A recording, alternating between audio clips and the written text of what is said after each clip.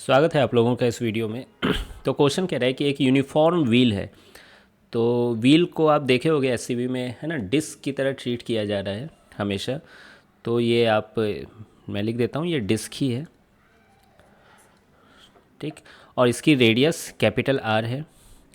इसको रोटेट करवाया गया अपने एक्सिस के अबाउट, है ना, यही एक्सिस है, एंगुलर स्पीड ओमेगा से, ठीक है। तो इस एक्सिस के अबाउट इसको रोटेट करवा दिया गया। ऐसे चूंकि ये रिजिड बॉडी है तो किसी भी एक्सिस के अबाउट पूछोगे एंगुलर स्पीड क्या है तो वो ओमेगा ही रहेगी, है ना, कोई भी एक्सिस हो। लेकिन हम लोग सेंटर ऑफ मास को ज़्यादा प्रायोरिटी देते हैं, तो मैं इसके अबाउट यहाँ पे दिखा रहा हूँ कि ओमेगा से इसे रोटेट कर दिया गया, ठीक है। फिर रोटेट करने के बाद इसको एक रफ हॉरिजेंटल सरफेस पे रख दिया गया, ठीक। फ्रिक्शन की होने की वजह से, चूंकि यहाँ फ्रिक्शन है तो फ्रिक्शन है ना, इसे प्योर रोलिंग करवा के ही रहेगा, ठीक है। तो ये व्हील है ना, क्या कहते हैं, आगे एक्सीलरेट करती है और रोटेशन डी एक्सीलरेट करती है। ये सब बताने की ज़रूरत नहीं थी, ये तो होगा ही। और फाइनली है ना प्योर रोलिंग करने लगती है। तो पूछा गया जब ये प्योर रोलिंग शुरू करती है तो लीनियर स्पीड व्हील की क्या है, यानी सेंटर ऑफ मास की स्पीड क्या है। तो इसको मैं वी नॉट मान लेता हूँ। अब यहाँ रोटेट भी करेगी, प्योर रोलिंग हो रही है, तो उसको ओमेगा नॉट मान लेता हूँ। अब देखिए नीचे वाले पॉइंट की वेलोसिटी जीरो होनी चाहिए, पॉइंट ऑफ कांटेक्ट की, तो ओमेगा नॉट की वजह से ओमेगा नॉट आर आ रहा है पीछे, है ना, सेंटर ऑफ मास के रिस्पेक्ट में, और वी नॉट आगे है। तो net speed v naught minus omega naught r, जो कि जीरो होनी चाहिए। तो मैं यहाँ पे लिख रहा हूँ v naught equal to omega naught into r. तो प्योर रोलिंग शुरू हो गई है, तो ये कंडीशन तो होना ही चाहिए। अब देखिए इसमें सॉल्व करना है, वी नॉट और ओमेगा नॉट ये सब निकालना है। कैसे निकालें, तो दो तरीका है इसमें निकालने का। एक, आप लिटरली फ्रिक्शन देखो कि किधर लग रही है, जैसे कि ओमेगा से ये रोटेट कर रहा है व्हील इनिशियली, तो इस पॉइंट की टेंजेंशियल वेलोसिटी लेफ्ट डायरेक्शन में होगी ओमेगा आर, ठीक है। तो फ्रिक्शन किधर आ जाएगी, राइट डायरेक्शन में आ जाएगी फ्रिक्शन। तो फिर आप उसके बाद लिखो friction equal to mass into acceleration, फिर फ्रिक्शन की टॉर्क की वजह से आई अल्फ़ा लिखो, फिर v equal to u plus a t, ये सबसे रिलेट करो, है ना, अल्फ़ा और ए के साथ। तो फिर उससे आंसर आ जाता है, ठीक है। लेकिन वो लंबा प्रोसेस जा रहा है। सबसे अच्छा मेथड क्या माना जाता है कि आप एंगुलर मोमेंटम कंजर्वेशन करने का सोचो, अगर कर पा रहे हो तो देखिए मैं कोई भी एक पॉइंट, ए पॉइंट ले लिया हूँ ग्राउंड पर।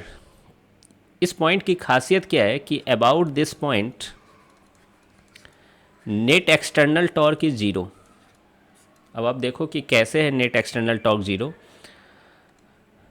देखिए एक एम लग रही है नीचे, नॉर्मल लग रही है यहाँ से पॉइंट ऑफ कांटेक्ट से ऊपर, तो नॉर्मल इक्वल टू एम है।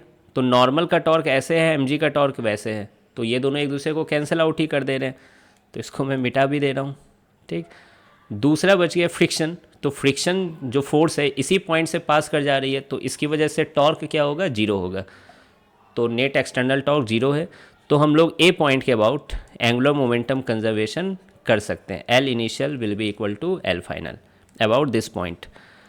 अब बात है कि एंगुलर मोमेंटम कैसे लिखते हैं किसी बॉडी की जो सी कर रही है, combined translation and rotational motion, I C M omega plus r cross m v C M, ठीक है। ये आपको पता होगा, फॉर्मूला है ये, है ना, पहले भी बहुत यूज कर चुके हैं एस में। तो देखिए इसके पास तो स्पीड नहीं है ना, सेंटर ऑफ मास की, तो बस आई सी एम ओमेगा लिखेंगे इसका, आई सी एम ओमेगा।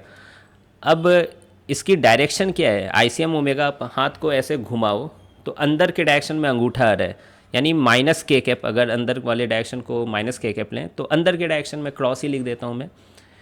तो ये डायरेक्शन है। फाइनल अगर देखा जाए तो omega naught I C M omega naught तो होगा ही, इसकी भी डायरेक्शन अंदर ही है, हाथ घुमा के देख लो। फिर ये वी नॉट की वजह से इस पॉइंट के अबाउट, है ना, आर क्रॉस एम वी करोगे तो एम वी आर आ जाएगा। कैसे, वी नॉट को आप, है ना, एक्सटेंड कर सकते हो, तो परपेंडिकुलर डिस्टेंस तो रेडियस ही रह रही है ना, परपेंडिकुलर डिस्टेंस तो आर ही रह रही है इन एनी केस। तो ये क्या हो जा रहा है, m v naught into r. और डायरेक्शन देखो, इसको ऐसे घुमाने की कोशिश करो तो ये भी, है ना, डायरेक्शन अंदर आ रही है। तो आई होप कि ये चीज़ आपको समझ में आ रहा होगा, सिंपल है। फॉर्मूला का यूज किया है यहाँ पर। अब वक्त आ गया है, चूँकि तीनों क्रॉस में है तो साइन को चेंज करने की ज़रूरत नहीं है, तो अब हटा लेंगे इसको। आई सी एम की वैल्यू कितनी है, डिस्क है तो m r square by two, m r square by two into omega, again m r square by 2 into omega naught, क्या ओमेगा नॉट को वी नॉट बाई आर लिख सकते हैं, ठीक, plus m v naught into r. अब देखिए m से m cut गए दोनों तरफ, r कट रहा है क्या, हाँ एक r से ये एक r कट जा रहा है, ठीक है, और ये r से एक r यहाँ पे भी कट रहा है, तो यहाँ बच रहा है ओमेगा r बाई 2 और यहाँ पर हो रहा है वी नॉट बाई 2, ठीक, प्लस वी नॉट, यानी 3 वी नॉट बाई 2 हो रहा है, 2 से 2 कट जा रहा है, तो वी नॉट की वैल्यू आ रही है ओमेगा r बाई 3। तो आई होप कि आपको ये सॉल्यूशन समझ में आ गया होगा। अगला 5-6 क्वेश्चन जो भी बचे हैं सब में यही काम करना है, एकदम एंगुलर मोमेंटम कंजर्वेशन करना है, ठीक है, तो खुद से भी एक बार ट्राई कीजिएगा, बाकी मैं सॉल्व करने वाला हूँ। मिलते हैं फिर नेक्स्ट वीडियो में।